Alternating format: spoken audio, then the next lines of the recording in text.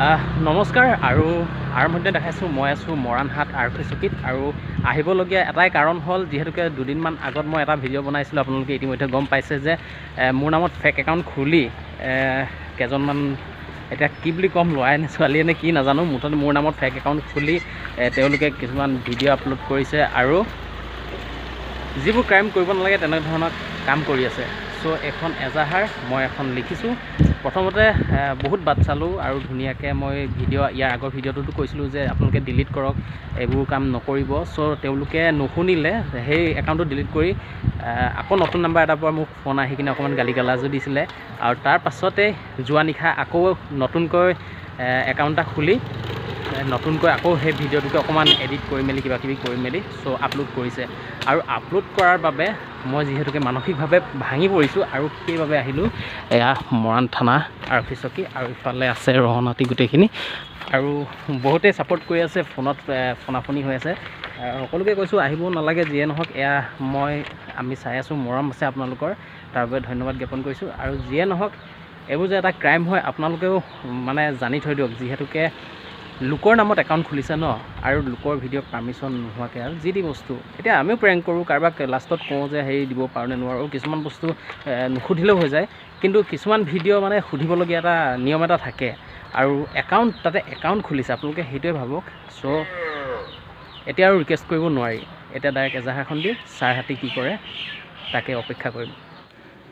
বৰ্তমান ঘৰ আহি পালোঁ আৰু ঘৰ আহি পাই মই ভাবিলোঁ যে দুটামান কথা কওঁ আপোনালোকক, যিহেতুকে এইটো এটা অপৰাধ, সকলোৱে জানে এইটো এটা অপৰাধ আৰু এনে অপৰাধ ৰোধ কৰিবলৈ আপোনালোকে আগবাঢ়ি আহক আৰু কোনোবাই যদি এনেকুৱা ক্ৰাইম কৰি আছে তেনেহ'লে এনেকুৱা ক্ৰাইমবোৰক বাধা দিয়ক।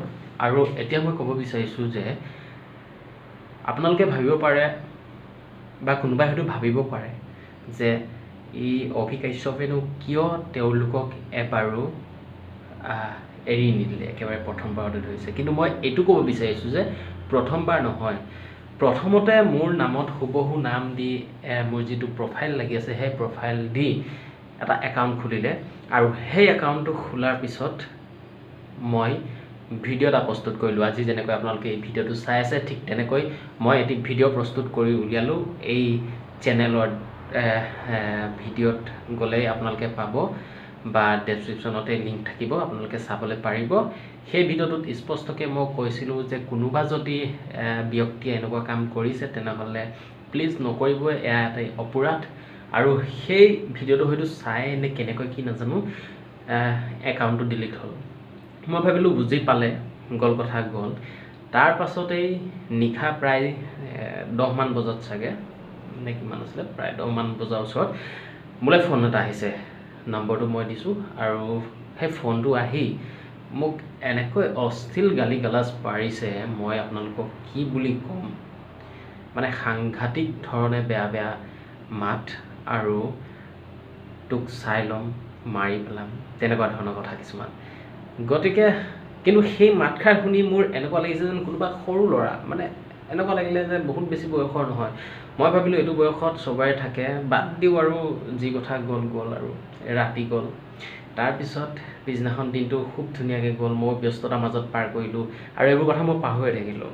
হঠাৎ যোৱা নিশা ৰাতি মোক মোৰ বন্ধু এজনে দেখালে, চাচোন হোৱাটছআপত কিবা এটা দিছোঁ যে তোৰ নামত আকৌ মানে তোৰ ভিডিঅ' এটা এনেকৈ বনাই মেলি কিবা এটা আপলোড কৰিছে বুলি ক'লে। চ' মই চাইছোঁ, দেখি ৰাতি এনেকুৱা বেয়া লাগিছে, এতিয়া মই কৰিম কি, উপায় নাই। তাৰপিছত গোটেইখিনি কথা চিন্তা কৰি মেলি ভাবিলোঁ যে এবাৰ নহয়, দুবাৰ নহয়, 3বাৰকৈ যিহেতুকে মোৰ লগত এনেকুৱা ঘটনা ঘটি গৈছে আৰু বেলেগ কোনো হ'ব নোৱাৰে, মই সন্দেহ কৰিছোঁ, সন্দেহজনকভাৱে মই মানে যোনে হয় এজনে হয় বুলি ভাবি থৈছোঁ। গতিকে সেইবাবে মই এজাহাৰ এখন আগবঢ়াইছোঁ আৰু এতিয়া সন্মানীয় আৰক্ষীসকলে ইয়াৰ ওপৰত তদন্ত কৰিব বুলি মই ভাবোঁ আৰু উচিত যি বিচাৰ থাকে উচিত বিচাৰ আগবঢ়াব বুলি মই আশা কৰিছোঁ। আৰু এইখিনিয়ে ক'বলগীয়া আছিলে, যিহেতুকে আপোনালোকে জানে যে মই ফটোগ্ৰাফীও কাম কৰি আছোঁ, ভিডিঅ'গ্ৰাফীও কাম কৰি আছোঁ। যিহেতুকে বাহিৰত যেতিয়া আমি আউটত যাওঁ কামখিনি কৰিবলগীয়া থাকে, কামখিনি কৰি আহি আকৌ এইফালে দেখিছে কেনেকৈ এডিটিং কৰা হয়, আমি এডিটিং কৰিব লাগে। বহুত ব্যস্ততাৰ মাজত থাকি মানে কিছুমান বস্তুৰ মাজত সোমাই থাকিবলৈ ভাল নালাগে। গতিকে ৰিকুৱেষ্ট কৰিছোঁ, যিসকলে এনেধৰণৰ ভিডিঅ' প্ৰস্তুত কৰি আছিলে, মই আকৌ এবাৰ ৰিকুৱেষ্ট কৰিছোঁ, অনুৰোধ কৰিছোঁ যে প্লিজ এইবোৰ নকৰিব। এনেই মানে মানুহৰ সময় অপব্যয় কৰি লাভ নাই। নিজৰ কাম কৰক, নিজে কিবা এটা কৰিবলৈ চেষ্টা কৰক। আৰু যদি সময় নাই তেনেহ'লে এনেই কিবা এটা খেল খেলক, কিবা এটা কৰক। মানুহ ব্যস্ততা হৈ থাকিব লাগে, গতিকে এনেই কিবা এটা কৰি লাভ নাই। অনুৰোধ কৰিছোঁ তেনে ব্যক্তিসকলক, আপোনালোকে সলনি হওক। আৰু যিহেতুকে আপোনালোকে বাৰে প্ৰতি একেখিনি কামকে কৰি আছে ন, ভাল নালাগে। ময়ো মানুহ হয়, আৰু আপোনালোকেও মানুহৰ দৰে থাকক।